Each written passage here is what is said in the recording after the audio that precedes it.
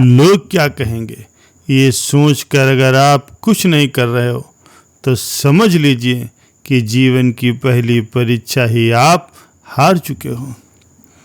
प्यारे सज्जनों, क्या आपको भी ये डर है कि लोग क्या कहेंगे? तो जरा ध्यान से सुनो। तुम सोचते हो कि लोग क्या कहेंगे, तो तुम कभी भी अपनी मंजिल को नहीं पाओगे और सोचते रह जाओगे। इसलिए लोग क्या कहते हैं ये कभी मत सोचो, सुनो सबकी, करो अपने मन की। इसलिए दुनियादारी को छोड़ो और अपने लक्ष्य को पाने के लिए जी जान से लग जाओ। दुनिया चाहे अच्छा सोचे या खराब सोचे, उससे कोई फर्क नहीं पड़ता। आप अपने बारे में जो आज सोचते हैं उसी से आपका भविष्य तय होता है। एक बाप और बेटी की कथा है। बात उन दिनों की है जब गांव के पास वाले शहर में एक बहुत बड़ा पशु मेला लगा था, जिसमें सभी लोग अपने अपने पशुओं को खरीदते और बेचते थे। एक गांव में एक बाप और बेटा रहा करते थे। उनके पास एक गधा था जो किसी भी काम का नहीं था, अतः वे उसे शहर में बेचने के उद्देश्य से निकले। वो व्यक्ति अपने बेटे के साथ गधे को लेकर के पैदल चलता हुआ जा रहा था। वे लोग कुछ ही दूर पहुंचे थे कि रास्ते में कुछ महिलाएं तालाब के किनारे कपड़े धो रही थीं। वे महिलाएं एक दूसरे से कहने लगी कि ये व्यक्ति कितना मूर्ख है जो अपने बच्चे को पैदल चला रहा है। इससे अच्छा तो इस गधे की सवारी ही करवा देता। महिलाओं की आवाज़ उस व्यक्ति के कानों तक पहुंच गई। वह व्यक्ति सोचने लगा कि ये महिलाएं तो ठीक ही कह रही, वैसे भी गधे को तो बेचने ही जा रहा हूँ, तब तक ये मेरा लड़का इसकी सवारी ही कर लेगा। ऐसा सोचकर उस व्यक्ति ने अपने लड़के को गधे के ऊपर बिठा दिया और लड़का भी गधे की सवारी करके बेहद खुश था। चलते चलते कुछ देर चलने के बाद कुछ बुजुर्ग व्यक्ति उन्हें दिखाई दिए। वो भी आपस में इन्हीं की ओर इशारा करते हुए कहने लगे कि इस लड़के को तो देखो, अपने बुजुर्ग पिता के लिए इसके मन में कोई इज्जत नहीं। स्वयं तो गधे पर बैठा है और बूढ़ा बाप पैदल चल रहा। ये बातें भी उस व्यक्ति तक पहुंची गईं। वो व्यक्ति सोचने लगा कि ये लोग तो बिल्कुल सही कह रहे हैं, मेरे लड़के को मेरी इज्जत करनी चाहिए। फिर क्या था, लड़के को गधे से उतार करके स्वयं उसकी सवारी करने लगा और शहर की ओर चलने लगा। चलते चलते कुछ ही देर हुई थी कि रास्ते में कुछ नौजवान लोग निकल रहे थे। वे लोग भी आपस में कहने लगे कि देखो, एक निर्दयी बाप अपने बेटे को तो पैदल चला रहा है और स्वयं गधे की सवारी कर रहा है।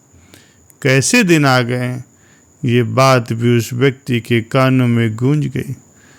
वो व्यक्ति खुद गधे से नीचे उतर गया और अपने लड़के को फिर से गधे के ऊपर बैठा दिया। कुछ देर तक तो ऐसा ही चलता रहा कि रास्ते में कुछ ऐसे व्यक्ति मिले जो आपस में कह रहे थे कि ये लोग भी कितने मूर्ख हैं, बेचारे लाचार गधे को कितनी तकलीफ पहुंचा रहे हैं। इस बार तो उस व्यक्ति को अत्यधिक गुस्सा आने लगा। उसने फिर से अपने लड़के को गधे से नीचे उतार दिया तथा अपने लड़के को रस्सी और डंडे लाने के लिए कहने लगा।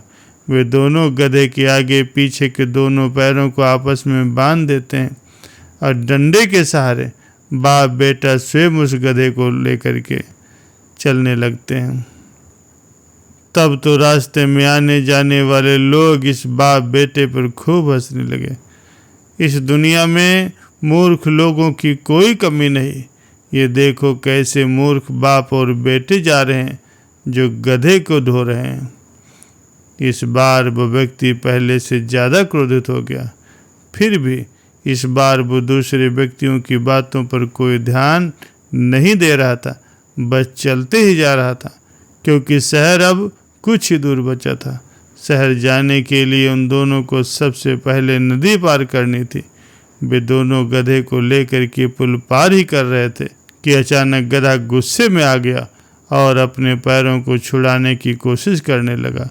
गधे की इस कोशिश में उछलकर वो नदी में गिर गया तथा गधे की तुरंत ही मृत्यु हो गई। बाप बेटे के हाथ में कुछ नहीं आया। वे दोनों अफसोस करने लगे और खाली हाथ ही अपने घर लौट गए। प्यारे सज्जनों, इसीलिए कहते हैं कि लोग क्या कहेंगे इस पर बिल्कुल भी ध्यान न दें, वरना इसका दुष्परिणाम क्या हो सकता है आप लोग समझ ही गए होंगे। प्यारे सज्जनों, लोग क्या कहेंगे इस पर मत सोचो, इसकी परवाह मत करो, क्योंकि पहले दिन तो लोग हंसेंगे, दूसरे दिन मजाक उड़ाएंगे, तीसरे दिन भूल जाएंगे। इसलिए लोगों की परवाह मत करो, करो वो जो उचित हो, जो तुम चाहते हो, जिसमें तुम्हें खुशी मिले। याद रखना, जिंदगी तुम्हारी है, लोगों की नहीं। प्यारे सज्जनों, 4 लोग यही कहेंगे कि वो बेवकूफ़ थे जो पूरी जिंदगी हमारे बारे में ही सोच करके गुजार दी। प्यारे सज्जनों, कुछ लोग यही सोच करके जीते हैं कि लोग क्या कहेंगे। अगर लोग क्या कहेंगे यही सोचते रहोगे तो भगवान क्या कहेंगे ये कब सोचोगे। 4 लोग तो एक दिशा में तभी चलते हैं जब 5वां उनके कंधे पर होता है। पूरी जिंदगी हम उसी में बिता देते हैं कि 4 लोग क्या कहेंगे, और आखिर में 4 लोग सिर्फ यही कहते हैं कि राम नाम सत्य है।